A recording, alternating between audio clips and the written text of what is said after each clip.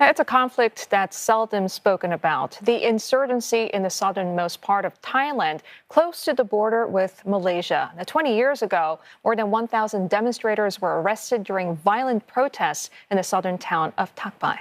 78 of them died after they were arrested and piled in trucks, crushed and suffocated in the 5-hour drive to an army camp.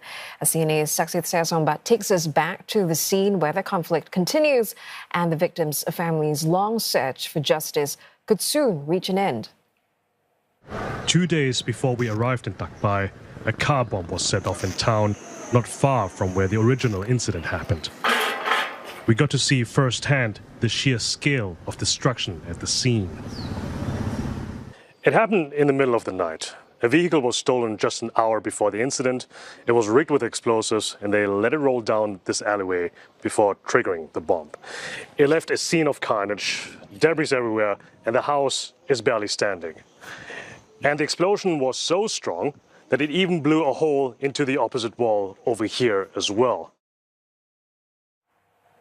Now, that was an excerpt from this week's CNA Correspondent, and Saksit Sesombat is here with us in the studio to tell us more. Saksit, your description of the scene is devastating. Could you tell us more about the incident? And was it a targeted attack? It appears so, because we have seen many traces and many indicators that point to a targeted attack. Not only the way that they have done this, not only that they have rigged a vehicle with explosives and then set off in front of this building, but also the area around it as well. I mean, there were very many official buildings. There were already a guard post over there, so we were able to speak with the guards that were there as well.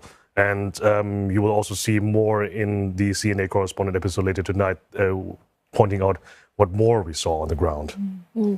Have such incidents increased in recent times in Thailand's restive south? Now, as you said, I mean, we are talking about a conflict that has been going on for at least 20 years, if not even more. But even though over the decades the intensity of the attacks and the number of casualties has gradually gone down, but the number of incidents in recent years, if not in recent weeks, has gone up again. And it appears to be that many authorities and many experts and security analysts that we have talked about, they all point to the 20th anniversary of the Tak Bai Massacre that happened 20 years ago.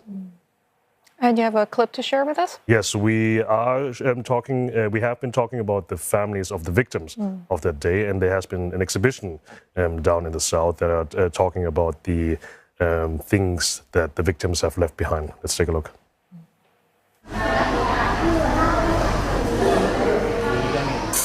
แต่ตรงนี้เวลาแฟนกะชอบใส่ไปละหมาดกะก็เลยนึกถึงเขาเวลาเห็นสรุปนี้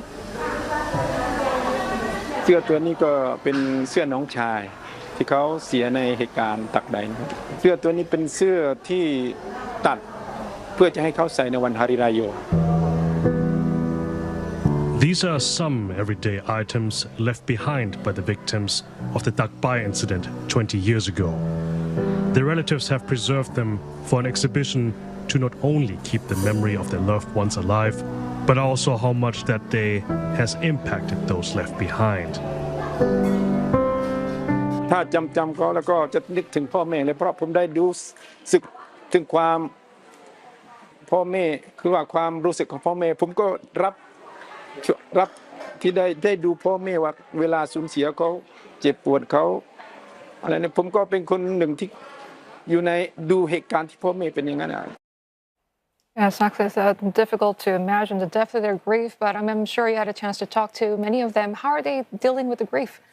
No, the wounded memories that they still have still feels very fresh, especially now that we are coming to this 20th anniversary of this incident. It's not only these two that we have spoken to, but in overall, I mean, as you mentioned in the introduction, it's 78 people that have been killed in this incident, crushed and suffocated while piled on top of each other in army trucks.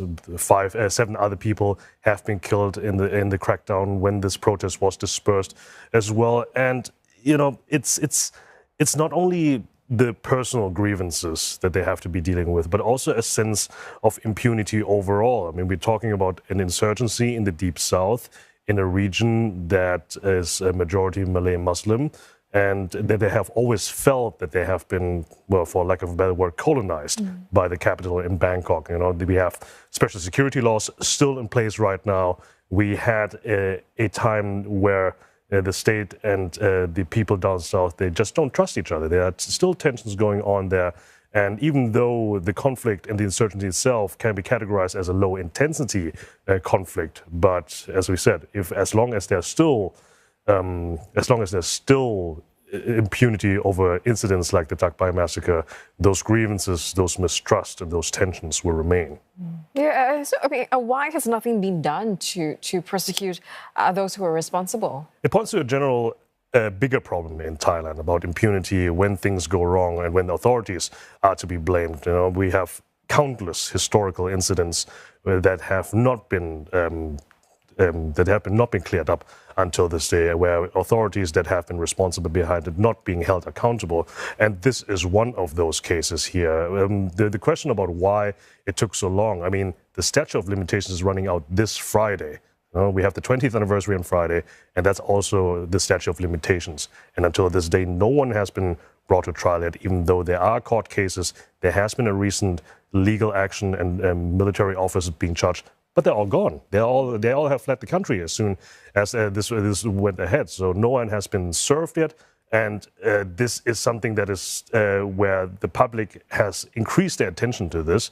And again, the problem is just simply that if people feel, especially down south, if people feel that justice has been delayed and it becomes justice denied, then this is not only a problem, people mistrusting the state, but also a problem for the peace process in the south that has been going on at a very glacial space. And this is also what we are talking about in the CNA Correspondent. And before we go, I want to give a shout out to my team, Pawina Ninbud, Jaropat Karunia Prasit, and Setan Tung Patan.